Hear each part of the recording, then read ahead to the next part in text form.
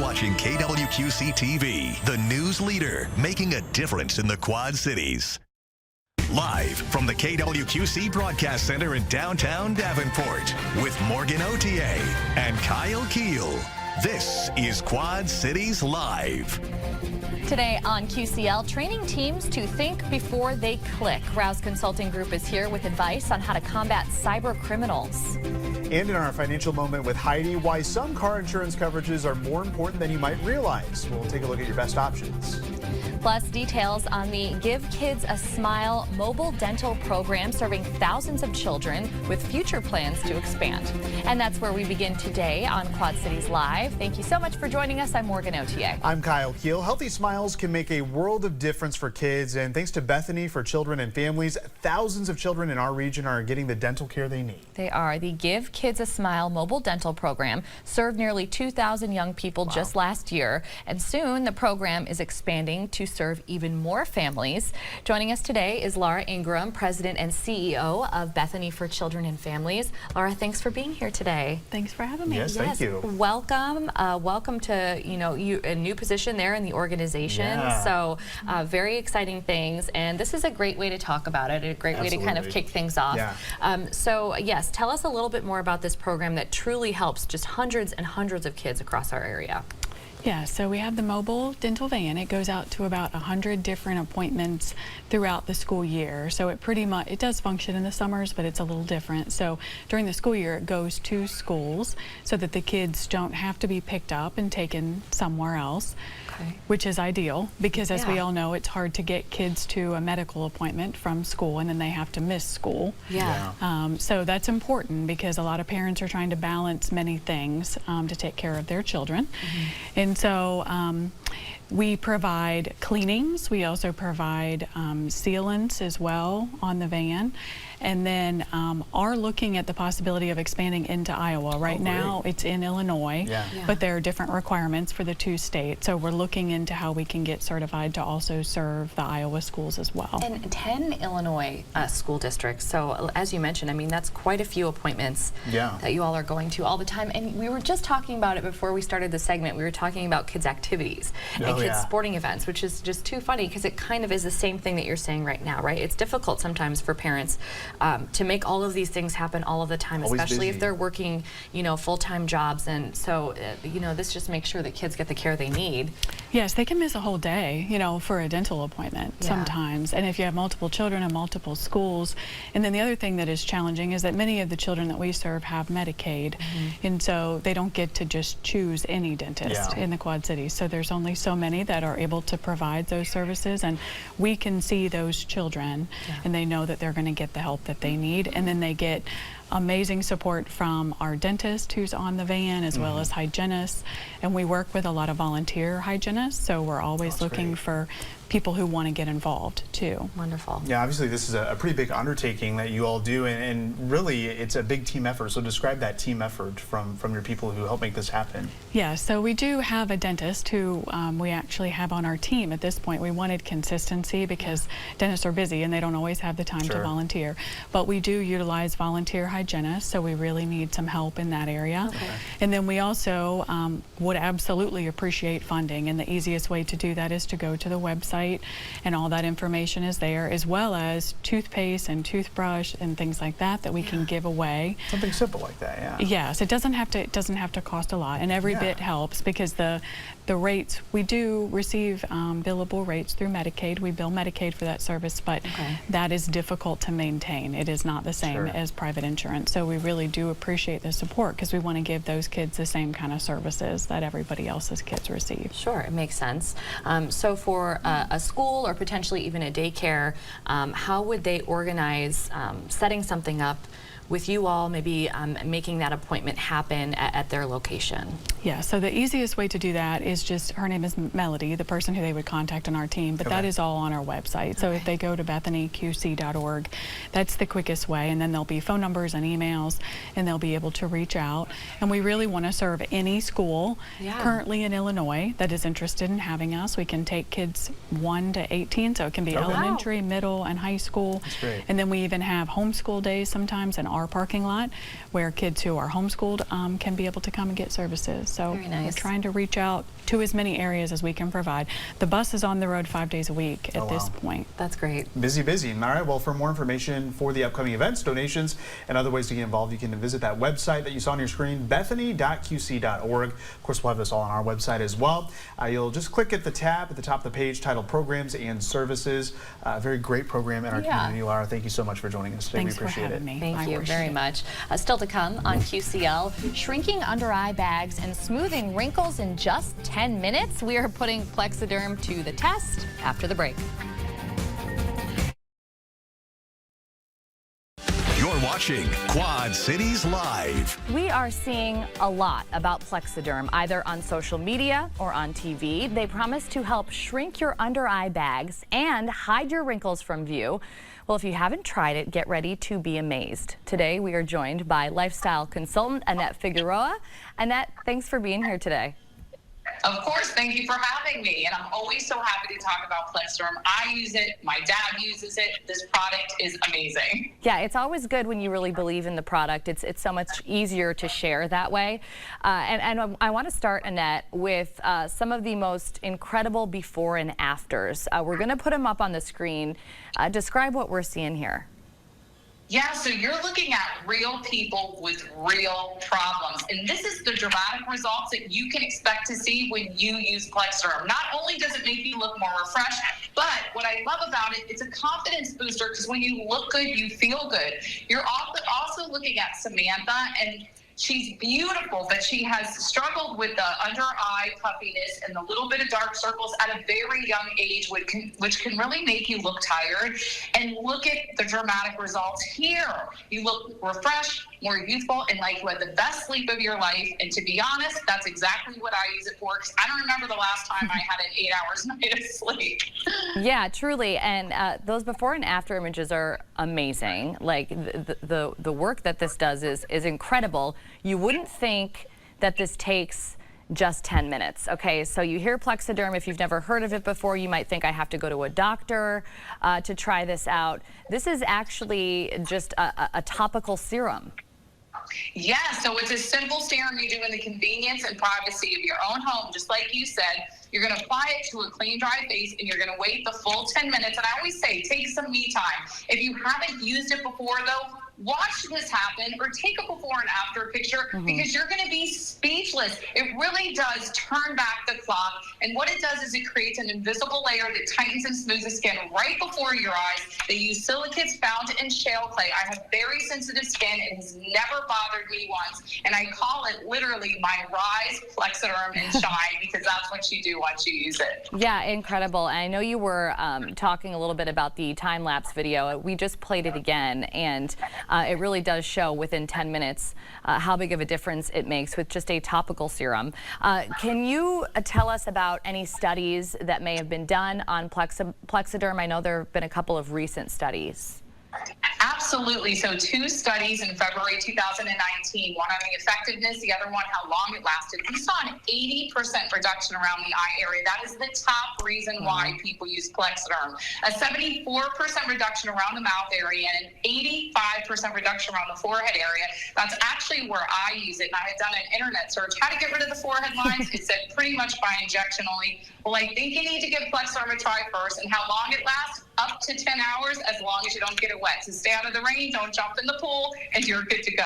Okay, that's wonderful. And it works on the wrinkles too. So I think that's a question that everyone has. Obviously, we all want to take care of our under eye bags and our dark circles, but the fact that it also can work on wrinkles and 10 hours is a really long time. I mean, that's longer than a work day for most of us.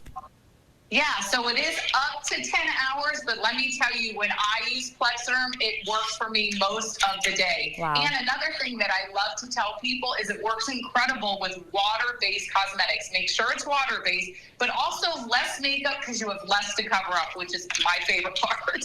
Yeah, no kidding. Okay, because you want everyone with under eye bags and wrinkles to give this a try, you actually have a really great trial offer for the people that are watching us today. Yes, we have an incredible offer. We have a 6-day, 6-application trial pack for $14.95. free shipping, 30-day money-back guarantee. All you have to do is call 1-800-694-7019. This is for men, women, anybody that wants to look more youthful, feel like themselves, step out with confidence. Plexiderm will do just that. Awesome. Okay, well, we just put the QR code up on the screen so that folks could utilize that. And of course, giving our viewers a chance to take the Plexiderm 10-minute challenge, as we talked about. Well, today, just as Annette was talking about, you can try it. Again, $14.95 with free shipping. All you have to do is visit plexidermtrial.com or call the number on your screen. It's the number that Annette was just talking about. So again, that's plexidermtrial.com, and there's the phone number for you, 1-800-694-7019. Again, 10 minutes a day, you put it on, you go make yourself a cup of coffee, and Annette, it sounds like we're just ready to get on with our day at that point. Yes, absolutely, and with confidence. All right. Well, Annette, thank you so much for joining us today and telling us all about it. Thank you so much for having me, Morgan. Of course. And just ahead on QCL, clicking the wrong link could cost you big time. Rouse Consulting Group joins us after the break with smart strategies to avoid cyber criminals. You're watching Quad Cities Live. Those fun little social media quizzes may seem innocent, you know, like finding out your celebrity twin or creating your holiday elf name. But the truth is, those online games can put you and even your workplace at risk. Joining us today with ways to avoid cyber criminals and protect your data is Eric Van Spybrook from Rouse Consulting Group.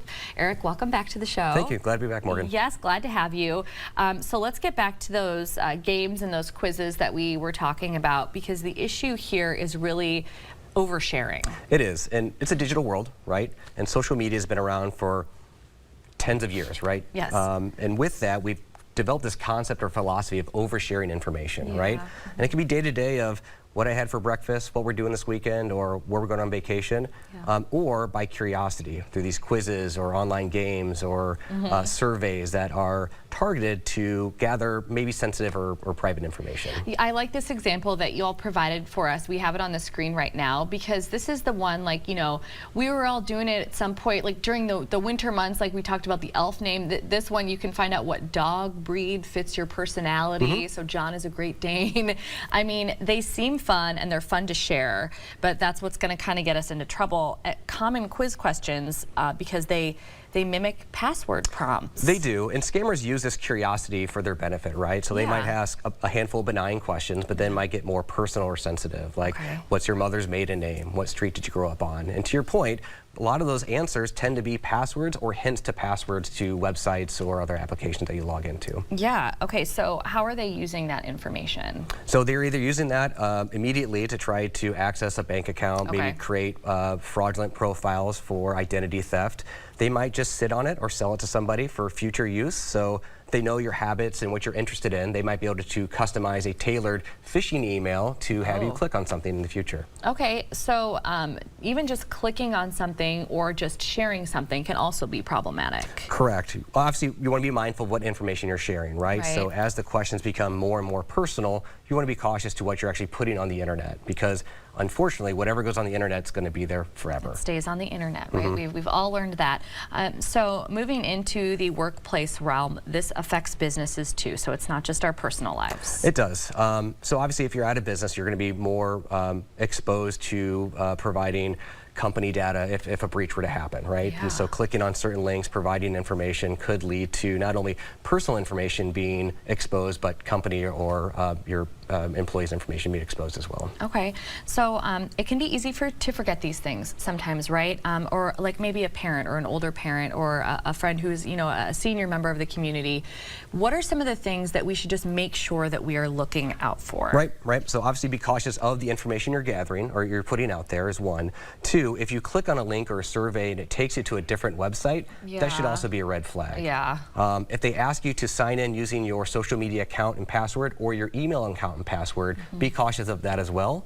And then finally, be very careful of what they're asking for access, right? If you take a quiz that only 1% of people can pass and they say, hey, in order to find your results, you need to share this on your profile or have access to your contacts, they're obviously asking for additional access. They're making you jump through hoops. It's a red flag. But Rouse Consulting Group, you can help teams in the workplace, businesses. You can help kind of train people to avoid this. At the end of the day, it's the end user responsibility, right? We can put people in the safest car, and if they take that car and drive off the bridge, there's going to be some problems. So you have to educate the end user what to be mindful of, and really treat every single link, every single post as a potential threat. Yeah, absolutely. Great information as always. And if you want to learn more about Rouse Consulting Group and how a partnership can benefit your business, visit them on the web at rouseit.com. As always, great information, easy to understand. Eric, thank you so much. Thank you, Morgan. Yes, thank you. Coming up on QCL, from accidents to unexpected bills, the right car insurance can make all the difference. What every driver should know in our financial moment with Heidi next.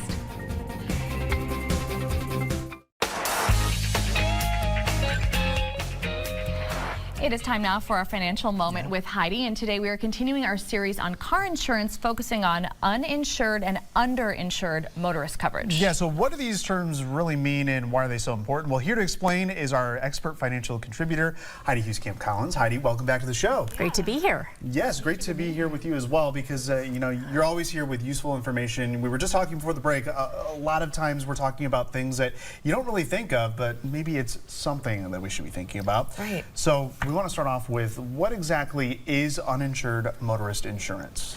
Right. Now, this is an optional coverage, but it really is important for people to have. So there are drivers out there who don't have insurance. And if you get hit by such a driver, guess what? If they don't have insurance, usually you can't really take them to court and get anything because they don't have anything. Okay. So, you know, there's no insurance company on their end to pay the bills. So if you have uninsured motorists, then you're going to get paid for your vehicle and for any injuries to yourself or your passengers. Okay, so that is an option for people in case it's kind of a worst case scenario. Exactly, right. And that other driver doesn't have anything, any coverage. So what about underinsured motorist insurance? This is very similar, but it's if that other person has insurance, but it's not enough to cover the damage, you know, either done to your vehicle or your home or your garage, or on the other hand, to you or, you know, your passengers. Oh, okay. Yeah, so I mean, you might think like, okay, I have car insurance, I'm good, but having these other options, very important to have. Absolutely. Absolutely. I had a, when I lived in Chicago, I had an experience where I got hit by a hit and run driver. Oh my gosh. And I had uninsured motorist insurance. And so that paid the damages, you know, my medical bills and the damage to my car. Well, and you never actually, I've never even thought about it in that perspective either, because I think many times if somebody does get involved in an accident and they know that I don't have the insurance to deal with this, you know, that would be more likely why they would flee the scene. Right. Yeah. Oh, wow, that's crazy. Yeah. Okay. So talk to us a little bit about medical bills. So average medical bills in an auto accident, because I think that's something that really, when we start talking money, that puts this into perspective for a lot of people. Yeah, so the statistics are in 2024, the Insurance Institute Foundation found out that the average bill, medical bill for someone who's injured in an auto accident, $26,501. Whoa. Okay, yeah. So you know, a lot of people have limits of 20,000 or you know 30,000 or something like that. Well, you know, maybe the 30,000 would cover one person, but what if you know you and your kids are in the car after a school pickup or something? You know, and then you know those bills are going to fall back on you. I mean, that's not right. Yeah. You know, I would tell you that underinsured and uninsured motorist insurance is important, and it's not that much extra that you're paying for that. What insurance is what's called risk management. It's managing a risk. The risk is that you're going to be hit by a person who doesn't have insurance or doesn't have enough insurance, and we're going to manage that risk by paying a premium and then being protected. Right. The other part too is that 1 out of 7 motorists are uninsured.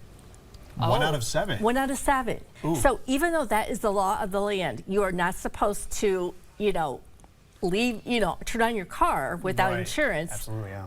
There's a lot of them out there. People do it. People do it. And that was going to be another question. Shocking. You know, like you said, it's not a big expense for these different types of insurance.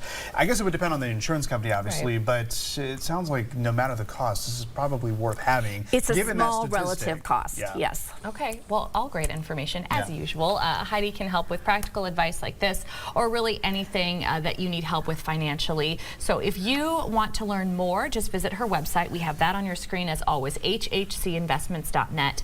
And a reminder, we would love for you to check out all of our segments together by visiting kwqc.com and clicking the tab for Quad Cities Live. Heidi, once again, thank you so much for the info today. You're so welcome. We appreciate it. Always useful information. Yes, and thank you so much for watching QCL. Yes, Jeopardy is coming up next, followed by your local news and weather at 4 o'clock. We'll see you back here tomorrow.